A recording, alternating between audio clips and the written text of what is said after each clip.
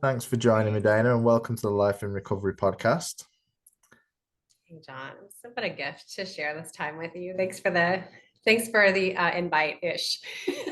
No worries. No, it was a pleasure to invite you onto the podcast, and obviously I know that you're the founder and CEO of Girls Who Recover, which sounds very interesting, and I'd like to hear a lot more about that. But before we kind of get into that, um, what's your kind of background and your story of addiction and recovery? Yeah, that's like the best and also the biggest question. So I could probably talk for like 3 days about it. So I'll give you the concise, short and sweet. I've been sober since December the 18th, I'm sorry, of 2009. And I currently live in New Orleans, Louisiana, in the States, although I grew up in Kentucky, a very small town in Kentucky.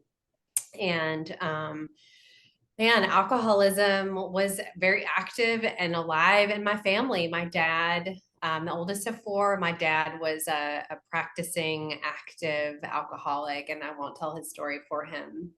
But as a kid, and anybody who knows, as a kid, it's hard to grow up with a parent who you are absolutely adore, who also is terrorized by alcoholism. And so I remember thinking, like, man, if my dad could just get it together, because I love, just loved him so much. And then things kind of exploded, and he left. I think involuntarily he left. And then, my memory's a little vague. I was 10 or 11, but he came back into our lives and he was sober. It was like magic. It was like he had been literally, I used magic wand. I used a magic wand as a part of my practice, but it was like somebody usually like tapped him or somebody tapped him with magic wand and everything changed.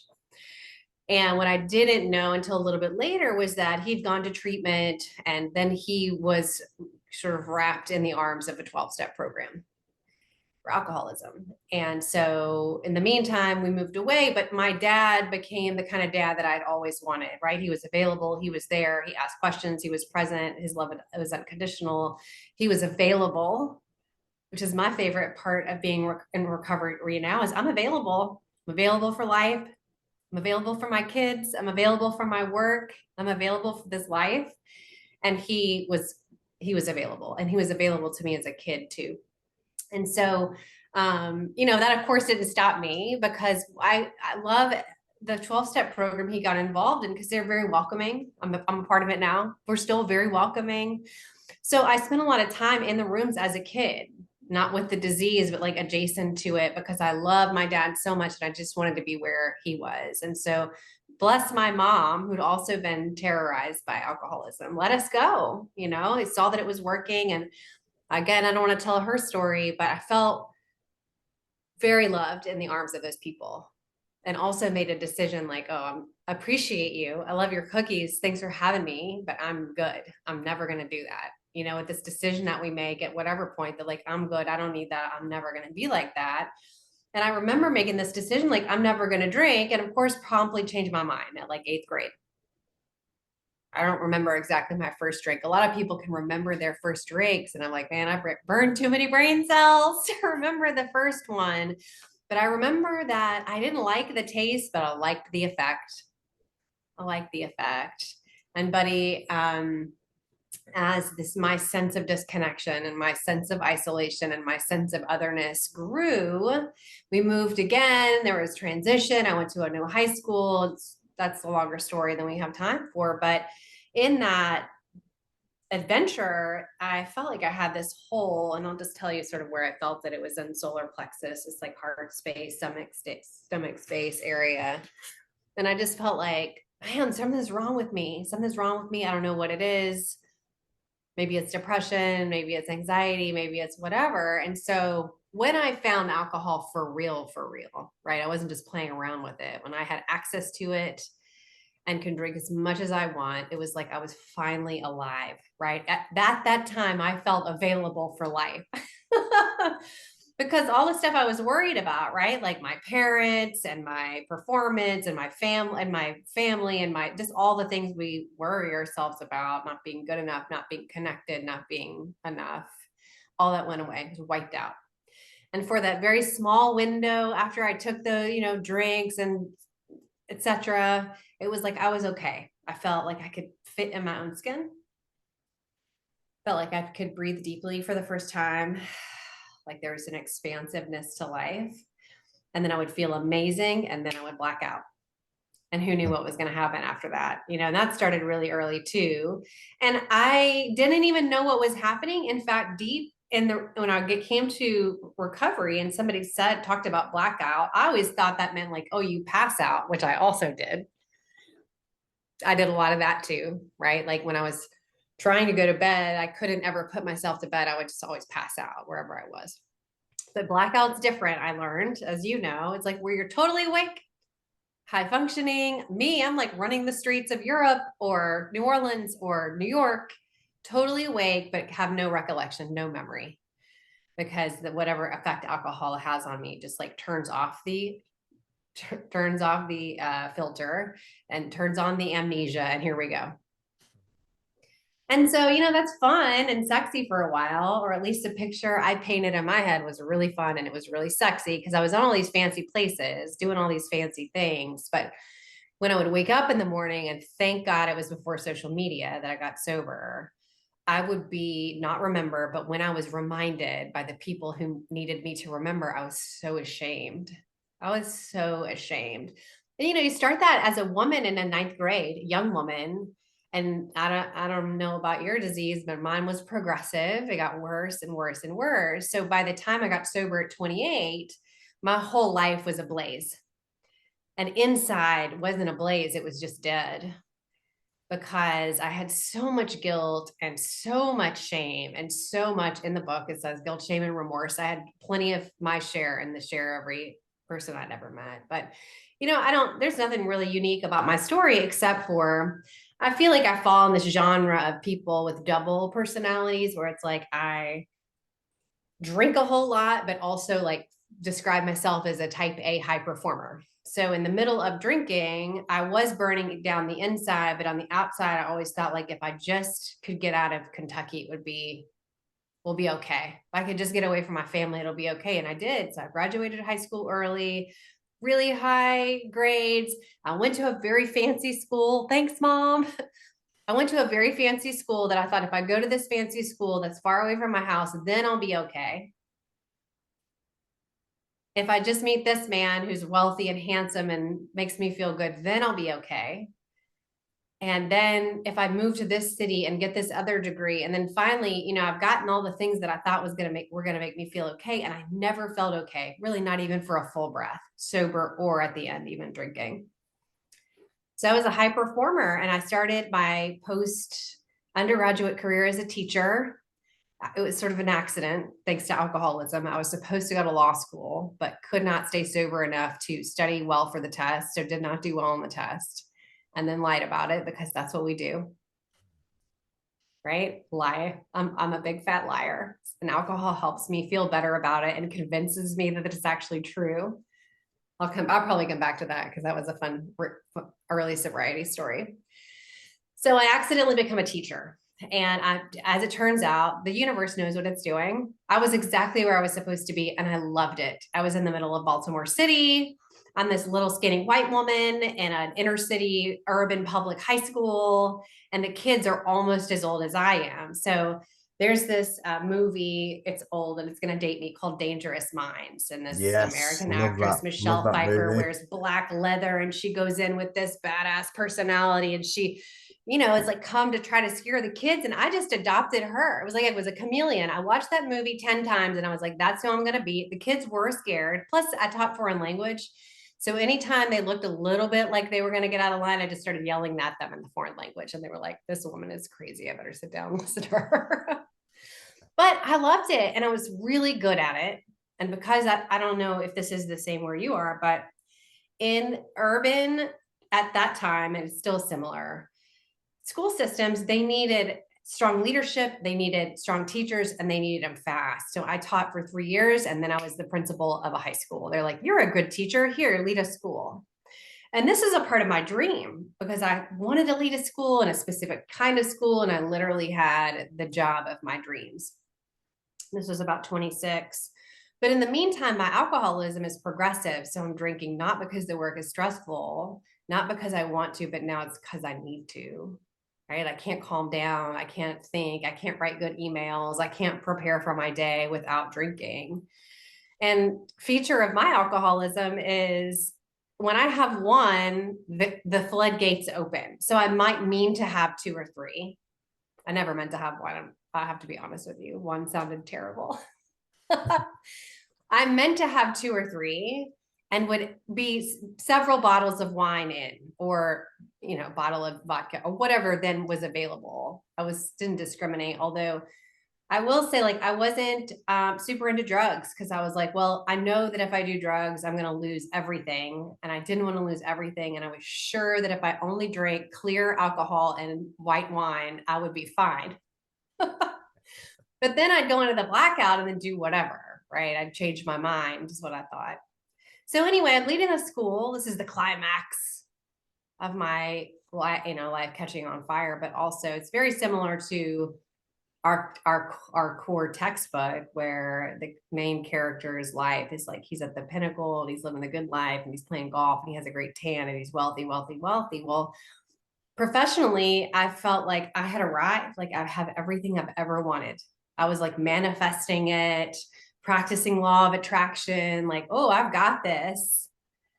And then my worlds collided. So my high performer and my alcoholic met. And when they met, everything burned to the ground.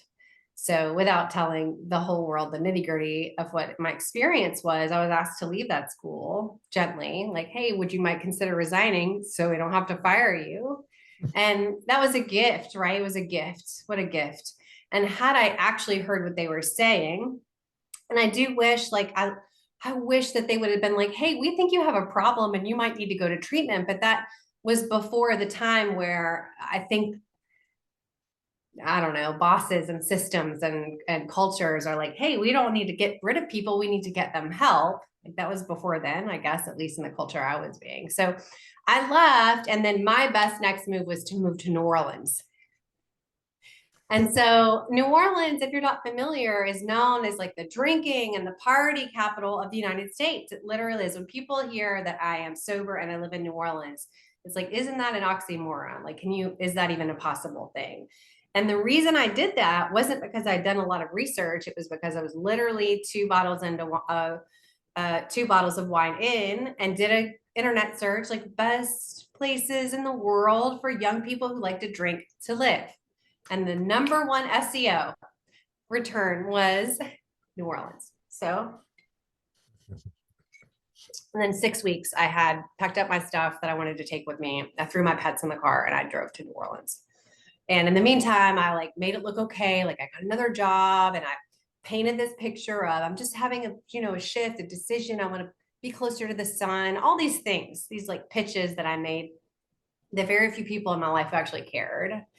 I was still trying to pitch, like I do marketing now and the pitch is very authentic. But then it was like, how can I use fancy words and put on nice clothes and makeup to make you believe that I'm still okay, even though I've burned it down now on the outside to match the inside? So 6 months is all it took. I came to New Orleans and it took me 6 months. And by the end of it, I was working at a school in the French Quarter, not my best decision, but like not able to make it to work because I had been in the French Quarter bars all night, or I would make it to work sick, or I would go to work and then leave to drink or to be sick or whatever.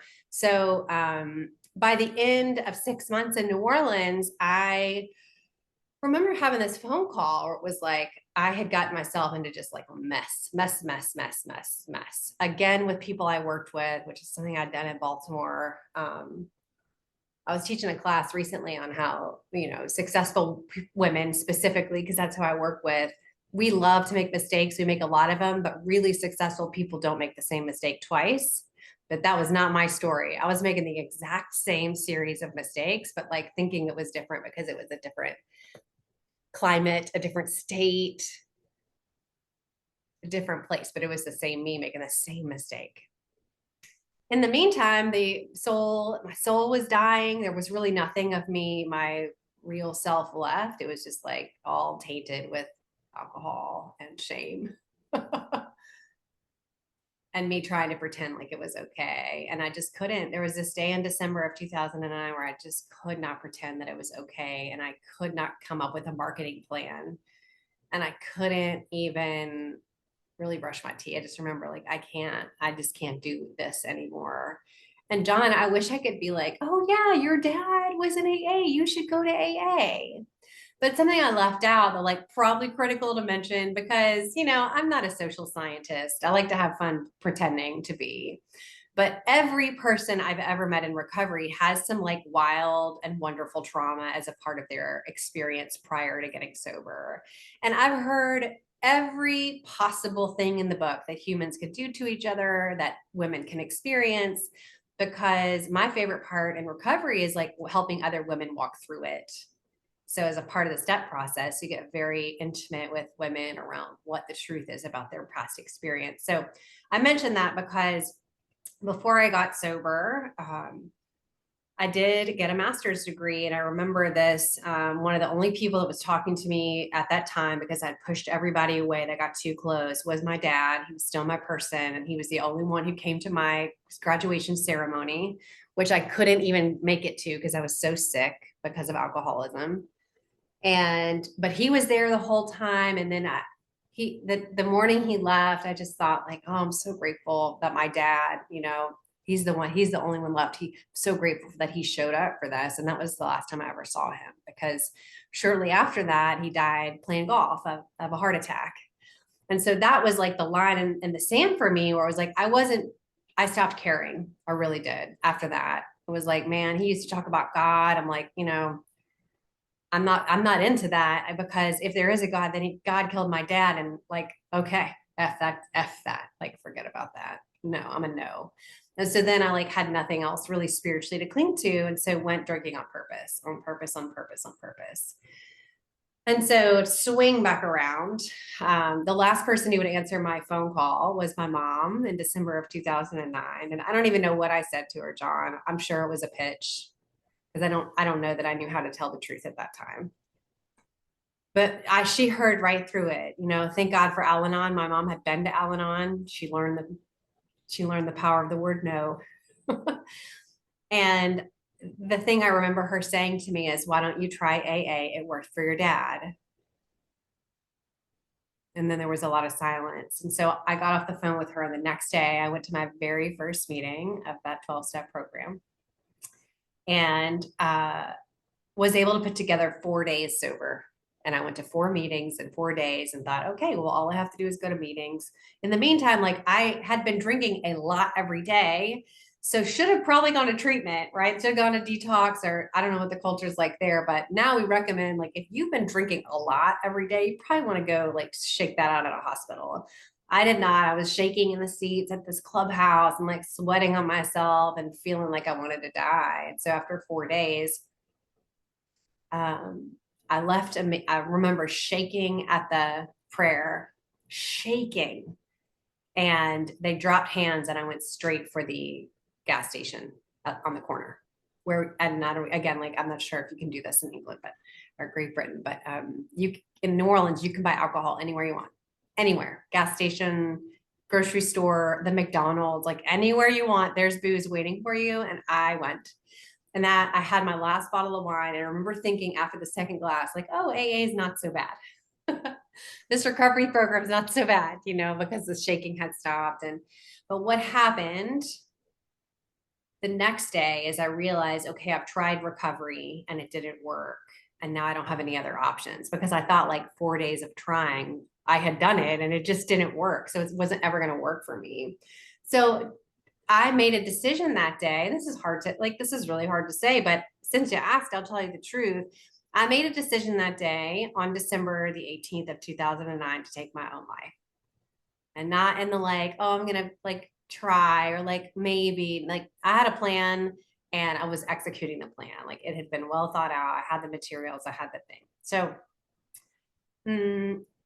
that there's been a lot of divine intervention in my life, so much divine intervention. And a lot of times the divinity comes through animals, because I can I love animals. I can hear them. I can sense them.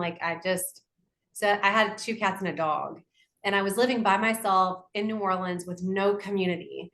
So I did an internet search, and the internet said, if you die in your house and you don't have anybody to take your animals, they will be euthanized. Like, not even put up for adoption, they're just euthanized. And I was like, well, I'm going, but they're not coming with me. So I packed up my animals and I took them, drove all the way home, to my hometown. And my plan was to drop those animals off in the middle of the night at my mom's house and then to execute my plan. Well, when I did that, I did it. I didn't even bring a bag. I didn't bring anything with me because you don't need anything if you're on your last trip, you know.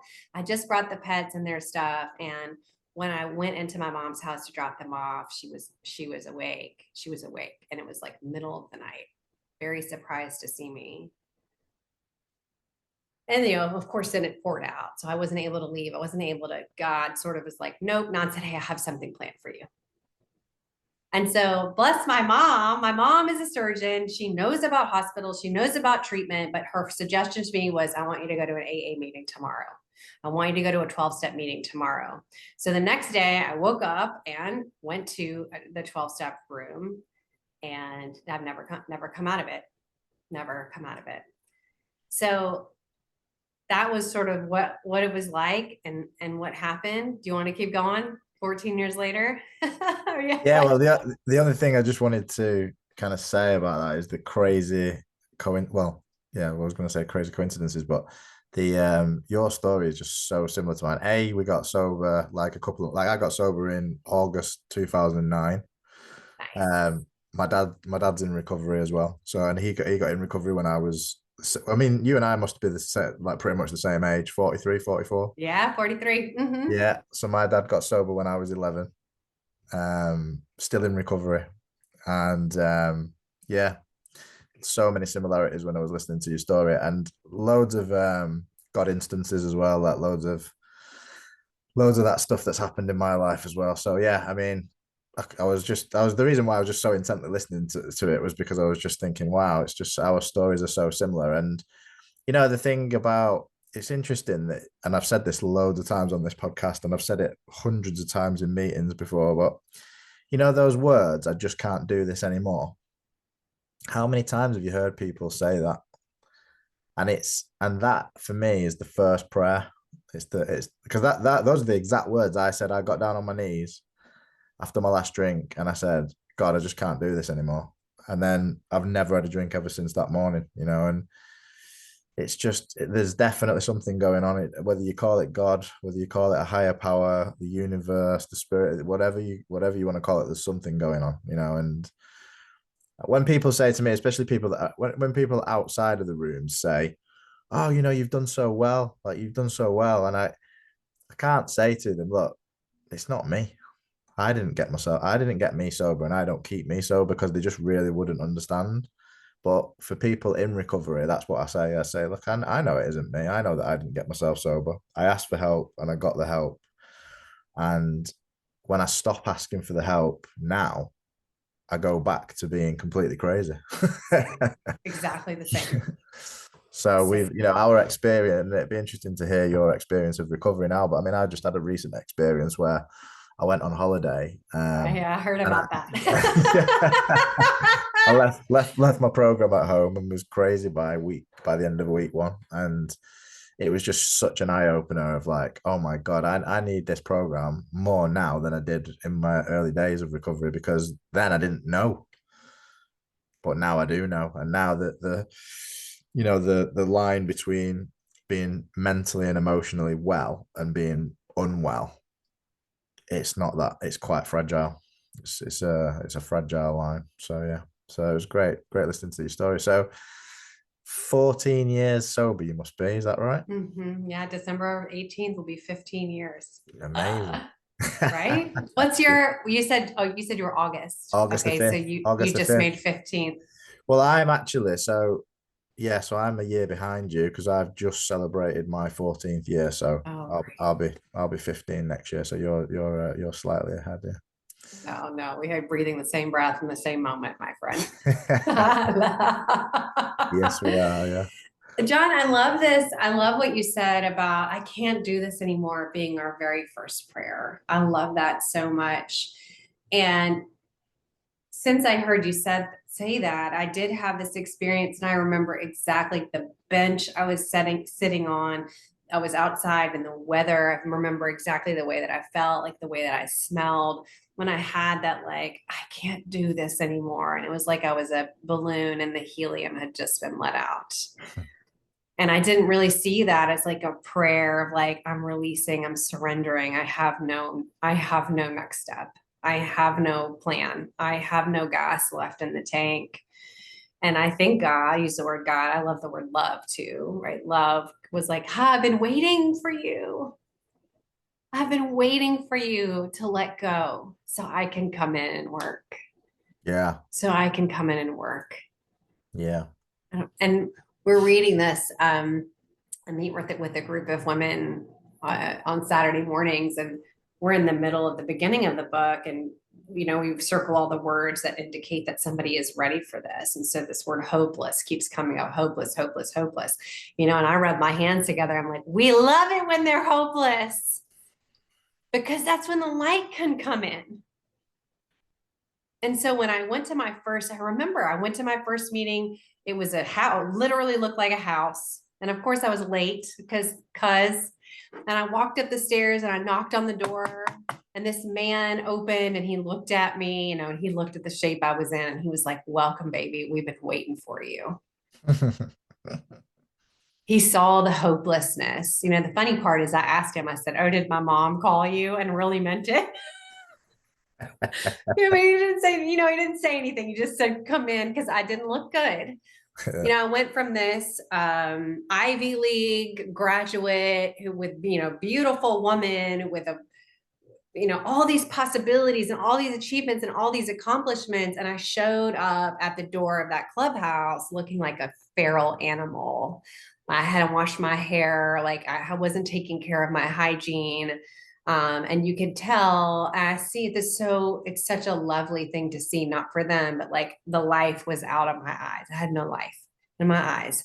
And that's why we get so excited in recovery. It's like, welcome, welcome. It's almost like we have, what do you call those things? You plug them in and you shock somebody.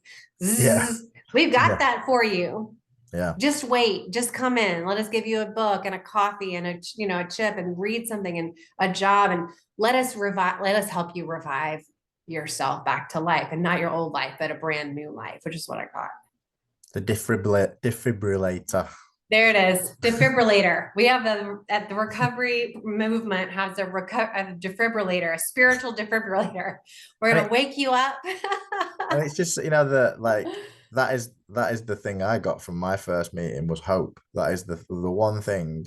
And I know you hear it a lot, but like it genuinely, like when you've lived a life of hopelessness and you don't know that you're lacking hope, when you get hope, it's a huge thing. Like whenever I tell my story, I always say I felt like I floated home from the meeting because I was on cloud nine. Gone from just feeling so terrible and so alone to realizing that I wasn't alone, realizing that I am an alcoholic and that is what the problem is. Like you said in your share, like you just didn't know what was wrong with you. Have I got anxiety? Have I got depression? Is it because of where I live? Is it because of the people I hang around with? No, it's none of those things. You're an alcoholic, and actually, there's a solution. There's a solution to your problem, and that's the hope for me. I was like, when people told me there's a solution and this is what it is and this is what you need to do, I was like, I'll do it. Just tell me what to do. Within the next week, I had a service position at that meeting. I was doing teas and coffees. I had a sponsor very quickly, and I just got onto those steps and transformative program. Yeah. I'm really impressed with folks that share your experience, John, who like came in and you got hope and then you jumped in and did it. I got connected. What that man did for me was he saw me in a world where I felt like was trying to hide from everything. And he said, we've been waiting for you, like made me feel like I was a part of something really special. But I was very averse to it. Like I did know, I'm not going to tell any lies. I knew I was an alcoholic. Like I searched my dad, of course, but also Google. I took a lot of tests on Google that confirmed. But I was still very resistant because who wants to end up in a 12-step program? I love talking to new women. It's my favorite thing. I'm like, so your life's going really great right now. Is that why you're here? And they're like, no, of course not. Of course not. I was super averse, and I also had a problem with authority. And I was like, don't tell me what to do. And that's why I love recovery, is because nobody's going to tell you what to do. They'll offer you advice and guidance and the light forward. But basically, somebody put it very bluntly. They're like, we don't actually care if you drink or not. We're not going to come for you if you do, because we don't need you. We love you. We don't need you. You need us. And I was very put off by that. I'm like, what do you mean you don't need me? That's not nice, but it's true. It's true, which is why when women I work with decide that they want to go try again, I don't chase them or even convince them. I pray over them and say, I'm going to be right here if you ever decide to come back. But we don't chase. Alcohol do that for us. We have a whole sales and marketing team called alcohol.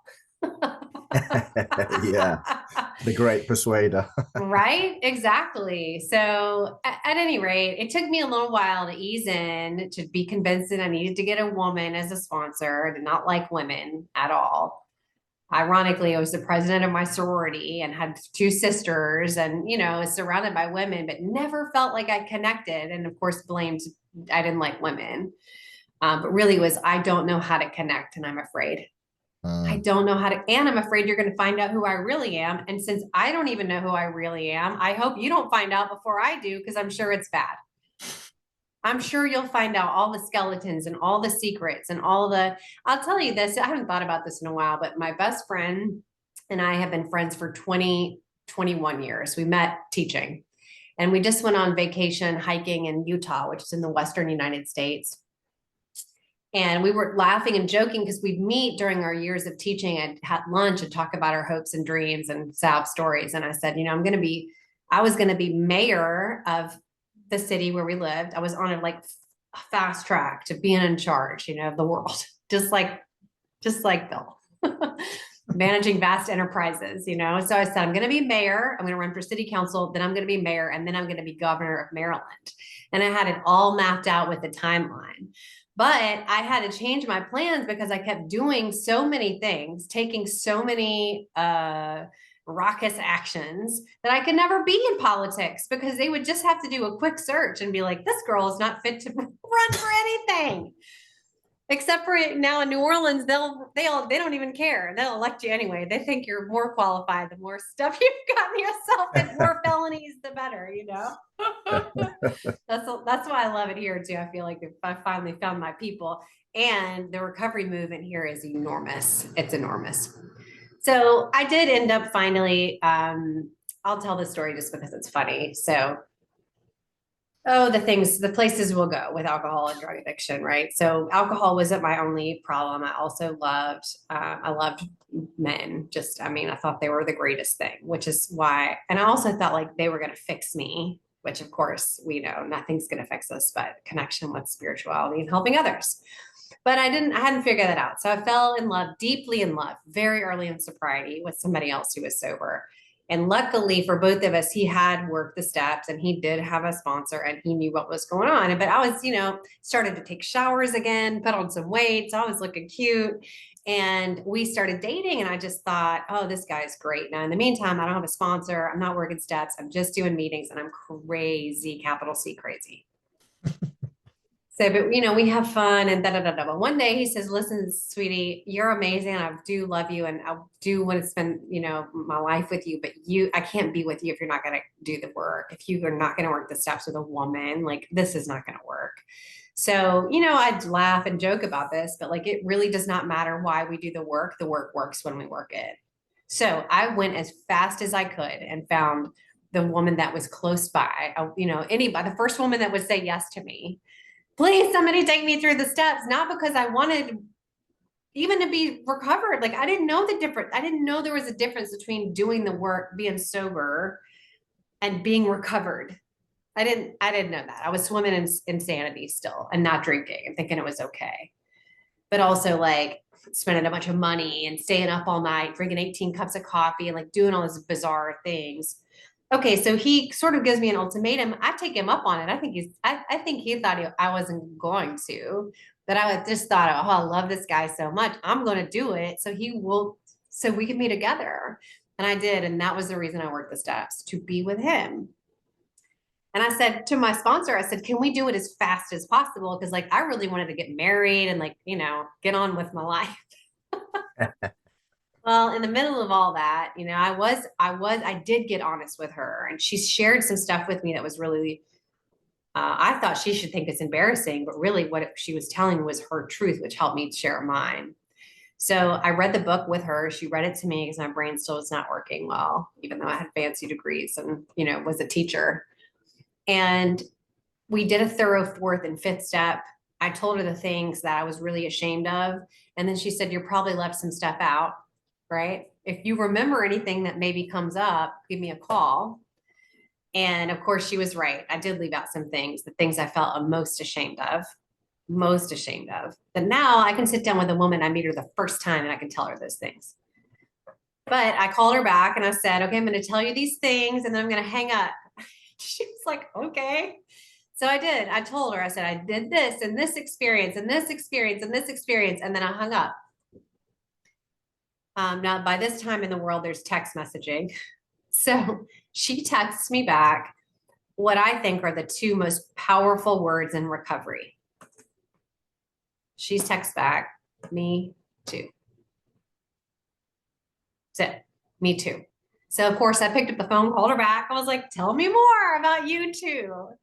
And she told me her story. She told me the truth. She told me the skeletons. There aren't skeletons for her anymore in the closet. So she just openly talks about them. And through her sharing her experience, I was free. I got free. And what I realize now is that it wasn't about the alcohol at all. It was about this total lack of freedom, this connection. And the opposite is what I have now, which is connection to community, to God, to myself, to others, which gives me freedom to be open about every single thing I've ever done. I'm not ashamed to say any of that, even from a podium in front of 1,000 people. And that woman said to me the two most powerful words that set me free, me too, and then was honest. Okay, so then I'm getting to the removal of the character defects, and I'm developing this relationship with the higher power that I'm still unwilling to call God, because God killed my dad, so we have to do something else. And I started making amends. And after my very first amends, I knew something had changed. So I went for a walk on the bayou with this man that I thought I was going to spend the rest of my life with. And he said, hey, I brought you out here for, to tell you something really important. And of course, I think he's going to get on his knee and be like, will you marry me? And instead he says, I can't be in a relationship with you anymore. And I was just like, so stunned, so stunned. So he walked me home, and I remember sitting on my porch, like waiting for the obsession to drink to kick in. I'm like, it's going to happen. I already know. Like, I'm only 8 or 9 months sober. It's so new. Watch him drive off in his pickup truck. And I kept waiting, like waiting for my mind to kick in, for my body to kick in. I'm like, when's it going to come? I could see the place to buy wine from my porch. Then I was just waiting for the obsession to kick in, and it didn't. It didn't. And I was like, come on, I'm going to give you 5 more minutes. You got 5 more minutes to show up. This is a perfect time, because I feel like my whole life has crashed down before me, right? I'm still exaggerating, and nerves are still bad, very high maintenance early sobriety. But my point is, it was my first spiritual experience, is realizing that even when I tried to want to, I didn't. And so instead of going to the discount zone or Ideal or whatever it was called to get alcohol, I called my sponsor and I was like, I think I'm going to go set this guy's house on fire, but I wanted to run it by you first. She's like, but wait, do you want to drink? And I said, no, I can't even believe it. She's like, great, let's meet me here. We're going to go to a meeting, and it was just like, something is happening. And it was the first time I was convinced that God is real. and may be working in my favor. Now I'm totally convinced. I'll wear the shirt. God's real, and it is working in my favor. So it's been some time since then. I'm so glad that didn't work out, because God, that was the God making a way for me to meet the person I was supposed to be with. Also in recovery, much healthier, much more stable, more time than I.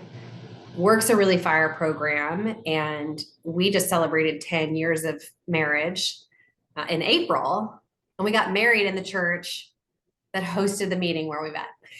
Oh, cool. And Congratulations. yeah, and so we have three beautiful daughters.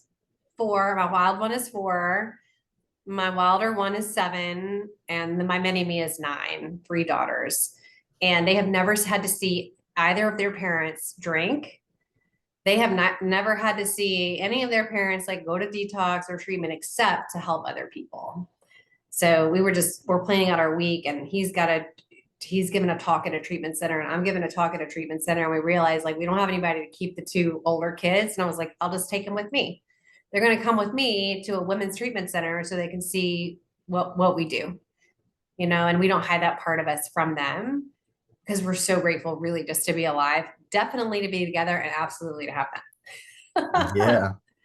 Yeah. And I'm sure they'll get a lot from that as well. And there's another similarity that I've got 3 daughters as well. How old are your daughters? So 2 of my daughters are step daughters. Oh, They're 15 and 13, and then I've got a 4-year-old. oh, so you know about the wild one. Yes, the wild one is absolutely mental. Too. We just looked at each other like we may have to get her a little bit of help. I Like, that's know okay. that's We what all need help. today has been the perfect example of that, because my parents have been over. It was my mum's birthday last week, and my Oh, mum happy and dad birthday, came Mom. over, and we had a bit of food and just a little bit of a family get together. And she's just off the charts. Like, she's just running around. Like, and I just look at. I mean, I'm sure you're the same. I can't help but laugh. I just Yeah. laugh constantly, and she's just crazy. And I sometimes look at her, and I sometimes think, is she? Am I gonna have to reserve a seat in the room?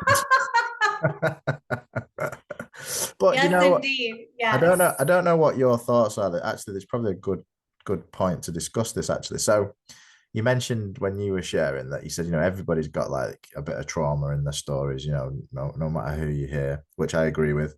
Um, so my theory, well, so when I came into recovery, I was sober for a few years, and then I started working in prisons as a drug and alcohol counselor.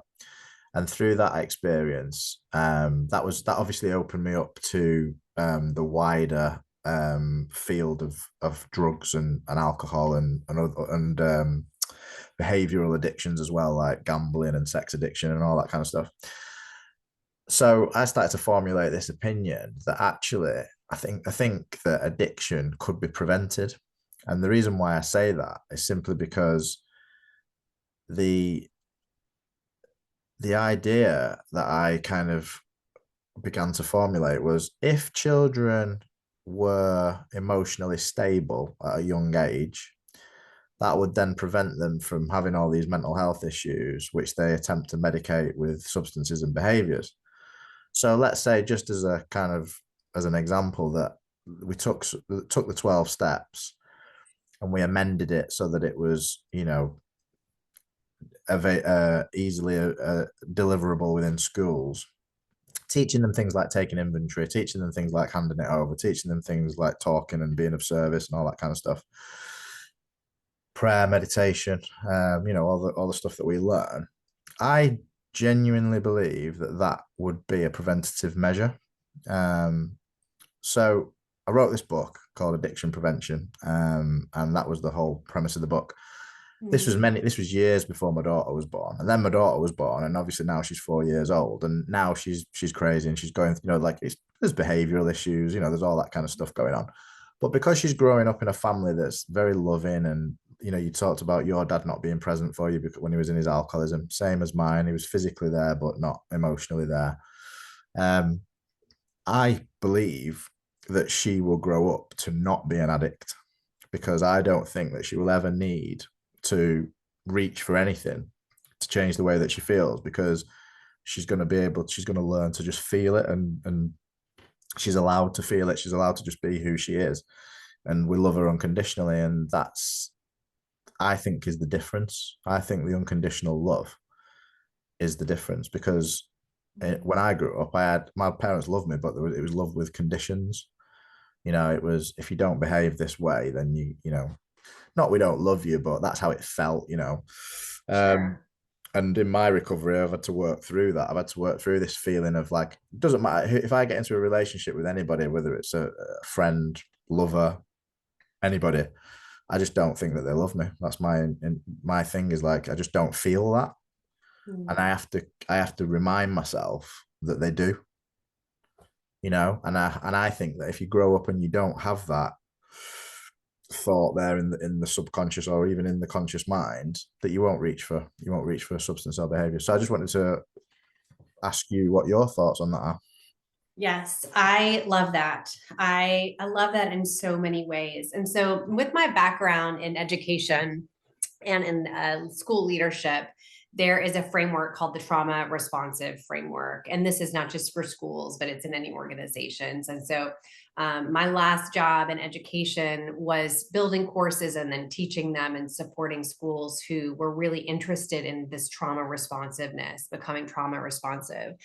And the core of it is relationships. It's about strong relationships and knowing that every student in that school it has wraparound supports with and strong relationships with at least three adults.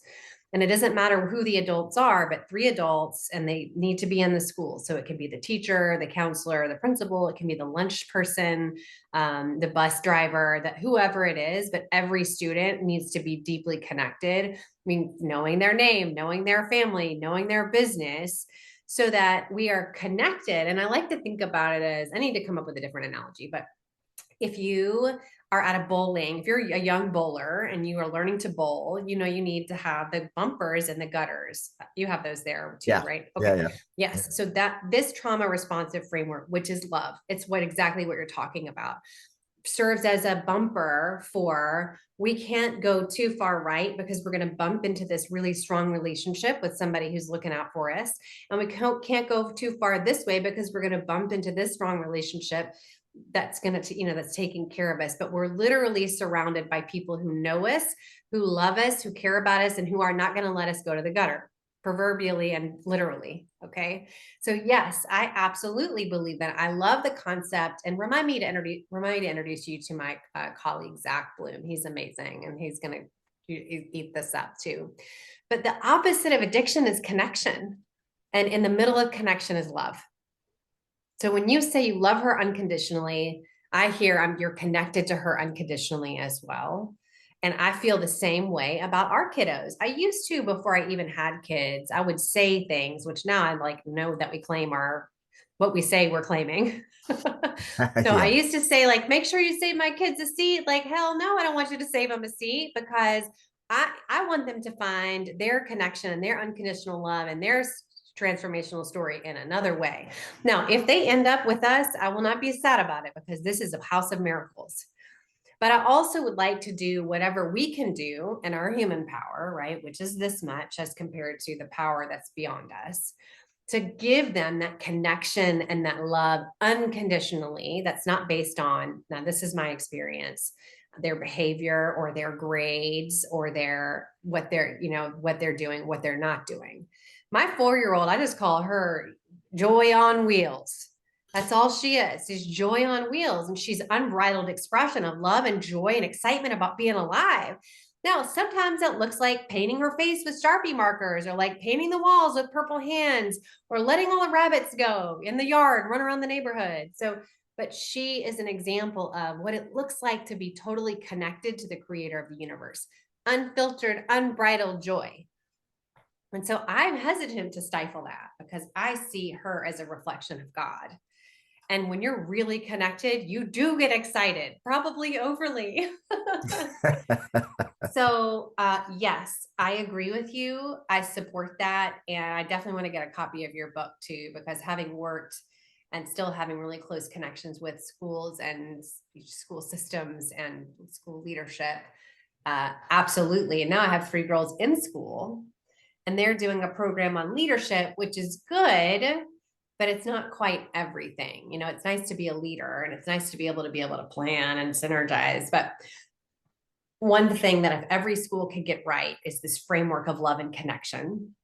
And like you're saying, these skills that are taught in every spiritual, if you look closely enough, it's in every spiritual program, whether it's Yeah. Buddhist or Catholicism or non-denominational, it's everywhere. Like the truth is the truth is the truth.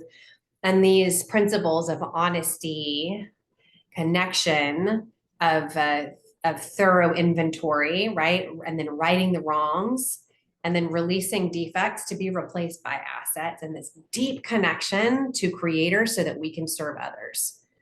I know, like, and I don't know exactly what the school system's like there, but we definitely can't really use God here in the public schools. That's not a thing, but we could secularize it to make it a framework where it's, principles of honesty. Yes, that applies. Principles of connection and love. Yes. Making things right. Yes. Connection through, some schools use meditation, prayer. Probably we just need to use a different word, but yeah.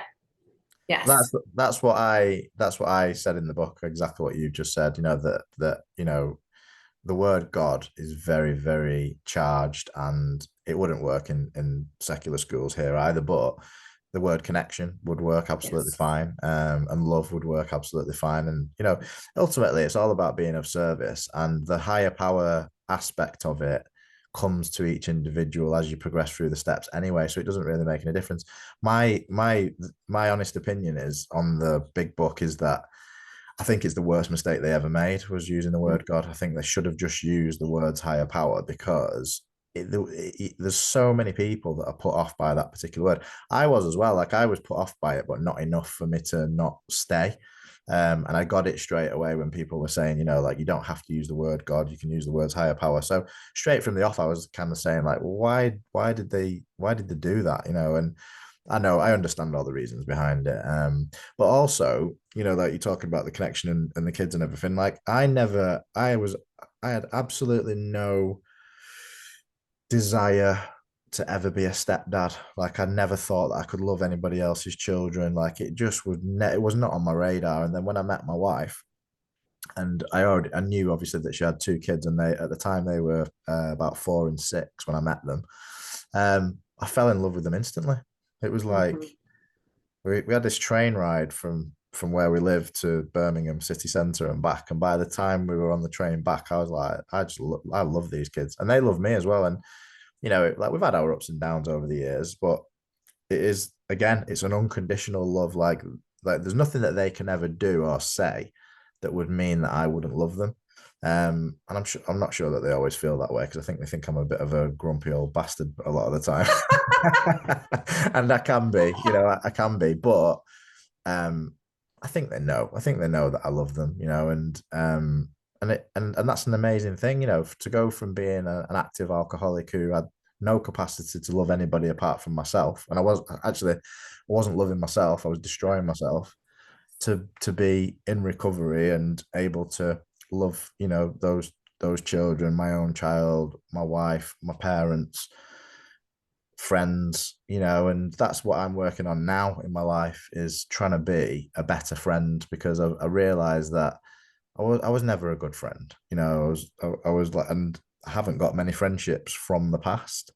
But I've got a lot of new friendships, both in recovery, in the jiu-jitsu world, where I spend a lot of my time, at work. I try to invest a lot of time and a lot of energy into that. And where I get my power from is from my higher power. That's where I get the power from. And I'm an introvert. Like, I have to be in my own space, meditating, praying, having time to myself to get that energy to be able to go out in the world and do things like this. Now, this, to me, having this conversation now is really easy. But 3 or 4 years ago, when I first started this podcast, oh my God, all day I'd be thinking, I don't want to do it. I don't want to do it. I can't be bothered. I'm gonna message them and say, like, I'm tired or whatever. And like, now I'm like, looking forward to it. It's going to be a great conversation, and it already has been. It really has. I want to tell you one thing that I believe since we're talking about love.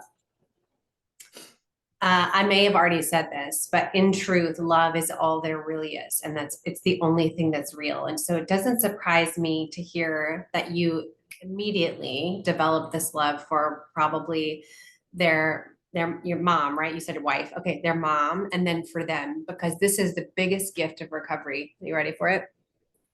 So I think that there's within us, there's a channel, an energetic channel, a portal, like whatever you want to call it. And it connects us to the creator, our creator, love, God, Yep. spirit, whatever. And it also connects us to each other. It's like we're connecting with God, we're connecting with each other, we're connecting with ourselves, we're connecting with the earth, we're connecting.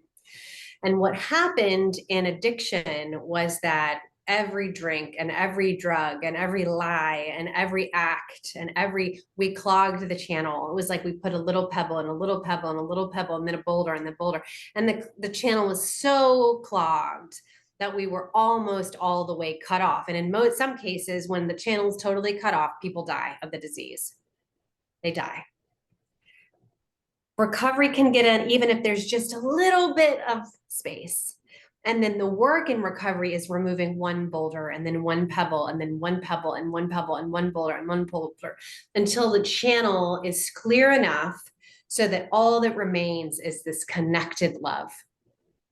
And the clearer my channel is through prayer, meditation, helping others, sponsoring people, nightly review, inventory, talking to others, being of service, that those actions clear the channel. Probably why when you went on holiday, we weren't clearing the channel. I continuously need to clear the channel so that all that is left is love.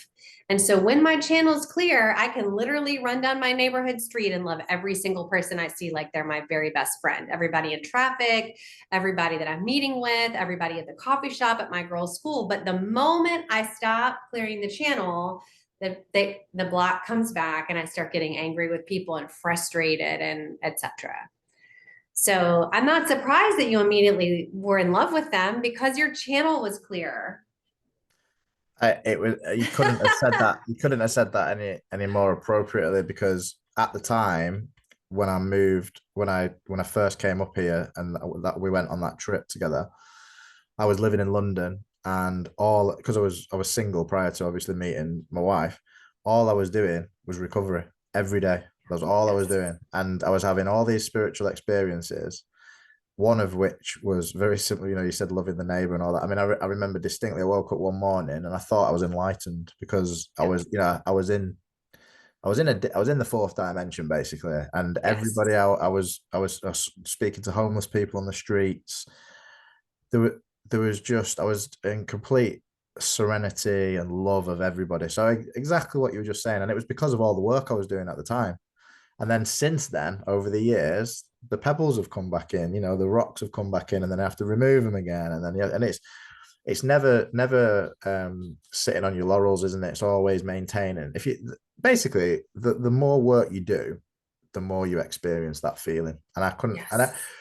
and during the pandemic, another book I wrote, which was the one that I got published, which was called All Is One, the science and spirituality of consciousness. And that was Mm, just basically all about what you just said then, the that's it. interconnectedness of all things. And what sparked it off was when my daughter was born. I had her in my arms and I was just rocking her in my arms. And I could tell that she was in that realm still. She, Yes. like you said, so connected. And that was beautiful what you said about this little bundle of joy that's still so connected, because that is what's going on. And I need to remember that. Like when I'm getting angry and frustrated with her for being connected, it's like, although when she does give me naughty finger and she Yeah. Mine uses knows the F word. but hello, because she's the last one. Mine does too. I'm like, what is your teacher going to think when you go into school and say motherfucker a bunch of times, you know?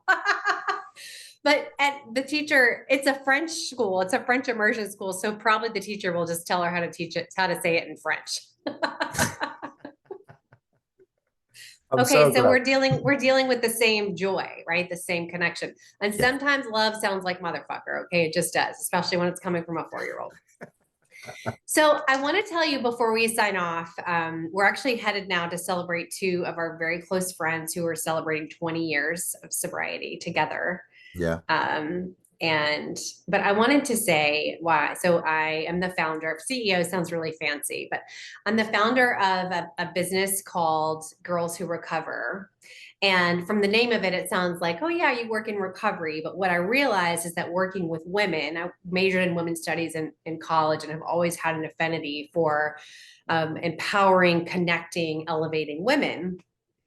And so I realized after mentoring and working with and coaching women, both in recovery and also professionally, that I was made to work with women as a coach, as a teacher, as a speaker, as a leader, as a friend. Like I was created for that. So me not wanting to work with a woman as a sponsor is ironic, right? Because Yeah. that God literally was like, no, ma'am, you were made to lead, to be next to light up the path for women. So I heard the call in meditation and I resisted and resisted and resisted because I made a lot of money in education and I was educational leadership, ed tech, in that corporate world. But I finally answered. I said, okay, I hear you. I can't sleep at night because I'm not answering my call. I'm not answering my purpose.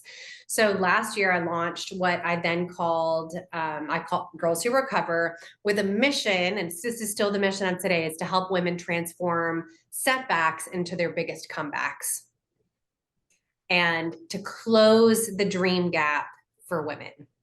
And so that comes from this beautifully crafted video from the Barbie Project around how when little girls are little, they have really big dreams. And as we get older, those dreams are smashed and we make ourselves small and we listen to the patriarchy and we listen to our parents and we listen to this, you can't do this, you can't do this. And so instead of being astronauts, we end up being secretaries or whatever. And like, no shame in the secretary game. But if I wanted to be an astronaut and now I am a secretary, there is a problem, Houston. Yeah. And so my work in the world is not specifically with women who are in recovery from alcoholism or drug abuse. My work in the world is to help any woman anywhere transform any setback they've had, be it abuse, drug abuse, be it sex trauma, be it depression, be it self-esteem, be it whatever, just like I'm not who I'm supposed to be, using this transformational process that I got certified from the Brave Thinking Institute. Mary Morrissey is my mentor, and taking women through this process, which interestingly enough has 12 steps. It's not our 12 steps, but they are a 12-step transformational process into creating a life that they absolutely love. And so I'll tell you that my very first assignment, and I'll offer this to you as well in your community, is we sit down and we visualize and we meditate and we brainstorm the answers to the question, what would I love?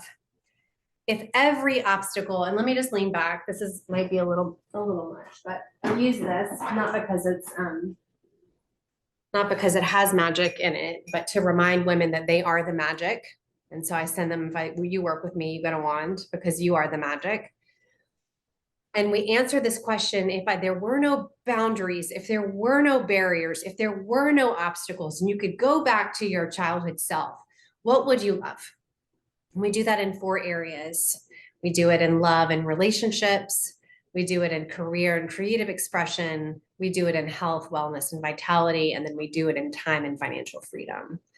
So, and we get really clear on, we call it the dream life. And then we go through this transformational process so that we're not going anywhere to a dream life, but the dream life comes from inside of us because we shift who and what we are on the inside, our thermostat shifts. And so, as you know, I bet since you wrote the book about one consciousness, when we shift on the inside, our outside changes dramatically, as if we've done nothing. Absolutely. With no effort, no hard work, which is how I was raised. If you work harder, you'll get more. But really, I worked really hard and got drunk because it was almost too hard, right? I subscribed to the wrong channel in life. So that's what I do now. And I'm actually in the middle of this, closing out the 2024 experience with this host of women who, John, I don't even know where they came from. I just like put it out there. This is what we're doing. We're doing it together in community. It's wrapped around these 7 magic habits. And these women are like, I want to be a part of this. I don't know what you're selling, but like, I want in, because when we see light, we're drawn to it. And recovery has given me light. You too. I see it. Absolutely. Is there because I hope that there'll be women out there that'll be interested in contacting you about this. Is it done online? It is. So the end of 2024 experience is in a Facebook group, and I go live every single day and do a mini lesson and then a longer workshop at the end of the week. And then every day there are 7 habits. Can I tell you what they are very quickly? Of course, yeah. Okay. I teach classes on them and it's elaborate. But the point is, I say really quickly because the experience is not even about the habits. It's about who we're becoming as a result of the transformative practices. Yeah. So the first habit is we're waking up 1 hour early to pour into us. And I know you know the power of waking up early, because they're like, what do we do in this early hour for us? And women are famous for putting themselves last, right? Our kids are going first, our husbands or wives are going first, our jobs going first, our pets or whatever. Like, no, ma'am, we're done with that. That's my tagline. We're going to be done with that. We're putting ourselves first. And so we're Don't tell my waking up an wife though. hour early. Okay. Don't let her watch this one. Okay. We're going to be done with that. Waking up an hour early. And then habit number 2 is it's a combo. It's prayer and meditation. Yeah. And so I teach different types of prayer and I teach different types of meditation, knowing that there's not one or two sizes that fit all. And so we have this conversation around like, great, you don't believe in God? Beautiful. Could you believe in love? Could you feel your heartbeat and know it's not you who's beating it? Could you hear my story and know I should be dead? Could you work with that? And some of these women not in recovery, they're like, okay, yeah, I'm here for that. The third habit is movement for 30 minutes. We're not using the word exercise because that's not what it is, but it's moving your body for 30 minutes. So ladies are putting in pictures of swimming and walking and running and weightlifting and hula hooping and Zumbaing, and they're moving their bodies for 30 minutes. The fourth is we're drinking half our body weight in water, and ounces of water.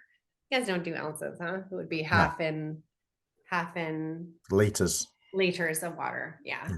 And so the next one is connection. So face to face, whether it's FaceTime or in real life, connection with someone in your life for at least 5 minutes.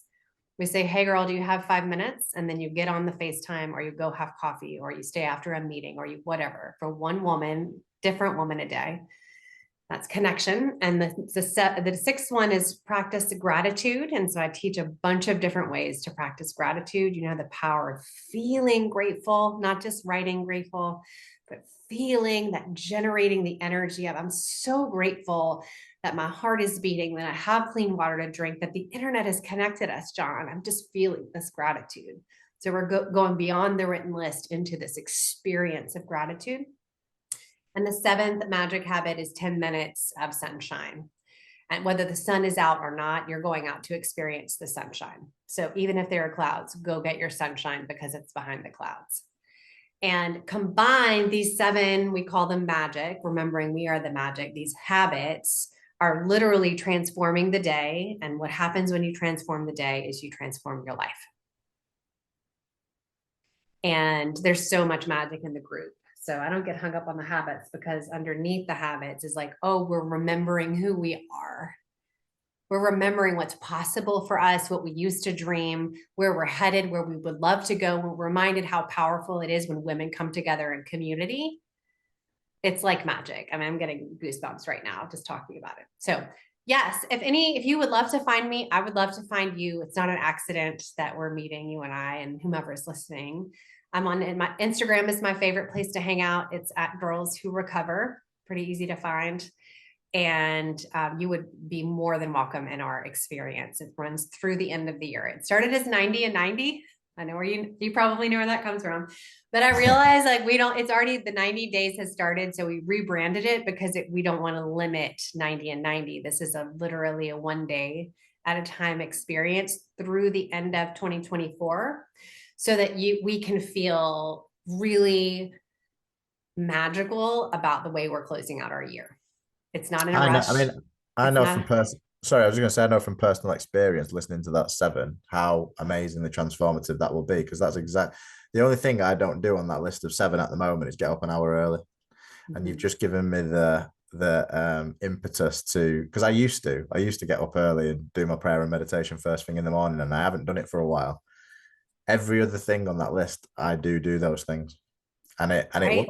it works. I feel fantastic as a result of doing those things, and if I stop doing them, I feel rubbish. Exactly. And all of that's accessible whether you're in recovery or not. If you're breathing, you can be transformed by those 7 Yeah, habits. you need, but the great thing about what you're doing is, like, you're creating a community, aren't you? So that's the thing that, a lot of people, I'm very lucky that I have these communities, but a lot of people will do those things that you're suggesting, but they'll do them on their own, and then they don't get Yeah. the same benefit. No. One of the And they things I wanted, quit. sorry, go on. And then they quit because they just quit. If we call that Lone Ranger syndrome. They Yeah. just died of Lone Ranger syndrome. Yes. Yeah, yeah. One of the things I wanted to ask you before you go, I ask everybody, what does life in recovery mean to you, Dana? Total freedom. Total freedom in a way that I can feel in the middle of every cell in my body, in the middle of every breath. Total freedom and access to anything that's possible or impossible, access to any resource or connection or community, freedom to dream, to expand or not, freedom to choose to be or not. Total freedom. Total freedom. Beautiful. Thank you very Yeah. much. Thanks very much for What your a time today. gift. Thank you so much, John. Thank Now we're you. friends. You have to come visit New Orleans, okay? Oh my God, I would love to. You are welcome. You and your wife and your daughters. Come on down, okay? If we can make that happen one day, that would be amazing. We would love it. Thank you. We'd love Thanks for that the so invite. much. Okay. Thanks a lot. See you next Bye-bye. time. Bye, John.